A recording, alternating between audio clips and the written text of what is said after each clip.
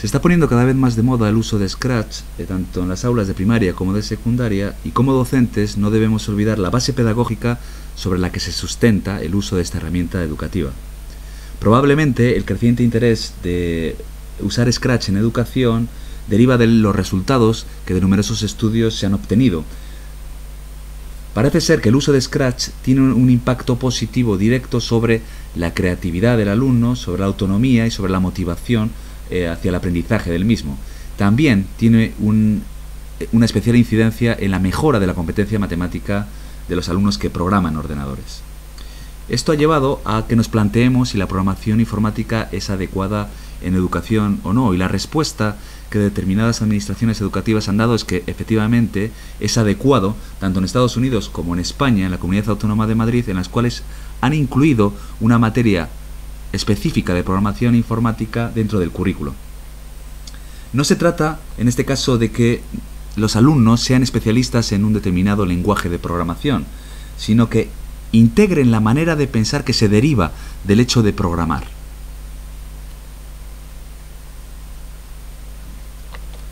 ¿Cuáles son las teorías pedagógicas sobre las que se sustenta estas hipotéticas mejoras en los alumnos que aprenden a programar ordenadores? Bueno, pues una de ellas efectivamente es la filosofía que se denomina pensamiento computacional, que se refiere a cómo solucionar los problemas de la misma manera que una máquina lo haría. Obviamente, para ello es necesario el uso de algoritmos de programación, que implica el uso de conectores lógicos y operadores matemáticos. Esto hace que la manera de pensar del alumno sea más analítica y la solución a los problemas a los que llega sea más estructurada y eficiente.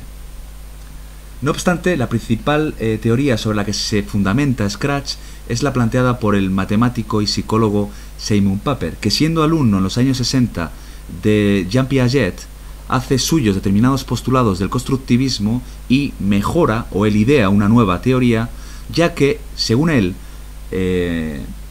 prioriza las teorías existentes hasta el momento, el proceso de enseñanza en detrimento del proceso de aprendizaje. ¿Y cuáles son los principales postulados del construccionismo? Porque así se denomina la nueva teoría que plantea Papper. Pues el papel activo del aprendizaje de los alumnos, es decir, que sea el principal protagonista en ese aprendizaje, que creen sus propias estructuras intelectuales interactuando con recursos didácticos y, al igual que en el constructivismo, gestione los errores y el docente plantee conflicto cognitivo en el aula para que evolucione intelectualmente. No obstante, la principal diferencia del construccionismo con respecto al constructivismo es que el proceso de aprendizaje está relacionado con la generación de producciones. Es decir, el alumno debe crear artefactos que sean significativos para él y para su entorno. Y él plantea el uso de un recurso didáctico que es, concretamente, el ordenador.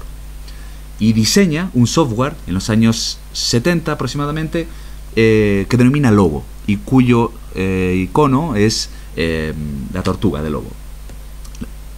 Papper, con el apoyo de las administraciones en aquel momento americanas, lleva una serie de experiencias al aula y obtiene unos resultados realmente esperanzadores. Uno de ellos es la actitud favorable hacia el aprendizaje de los alumnos que utilizan Logo.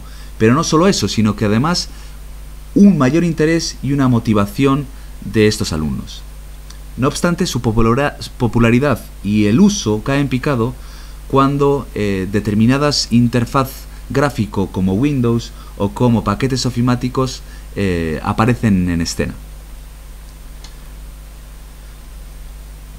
Años después, el físico del MIT, Resnick, rescata toda esta filosofía planteada inicialmente por Papper, dando respuesta a las razones que hicieron fracasar el proyecto del Logo, creando Scratch, que consiste básicamente en un software que es visual, muy intuitivo, de fácil uso y además de libre distribución.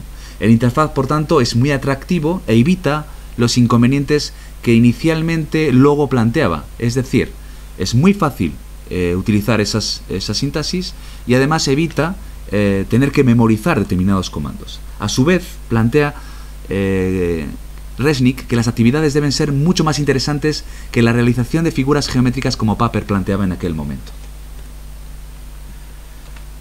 La espiral de creatividad, de pensamiento creativo, implica que el alumno inicialmente imagina lo que quiere hacer, lo crea fácilmente a través de un software intuitivo, juega, interactúa con el mismo, comparte en Internet. Este es un aspecto fundamental del cual haremos referencia posteriormente. Reflexiona sobre las posibles mejoras, modificaciones del proyecto e imagina finalmente proyectos cada vez más complejos. Por tanto, lo que se pretende es que los alumnos pasen de meros consumidores digitales, como han sido actualmente, a creadores digitales.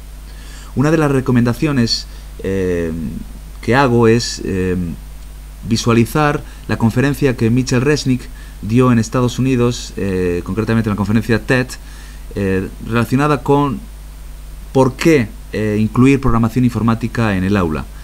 Según él, utilizando Scratch no solo aprenden a programar, sino que están también programando para aprender. En los vídeos posteriores haré una presentación de la interfaz y de las herramientas básicas para empezar a crear proyectos cada vez más complejos utilizando Scratch.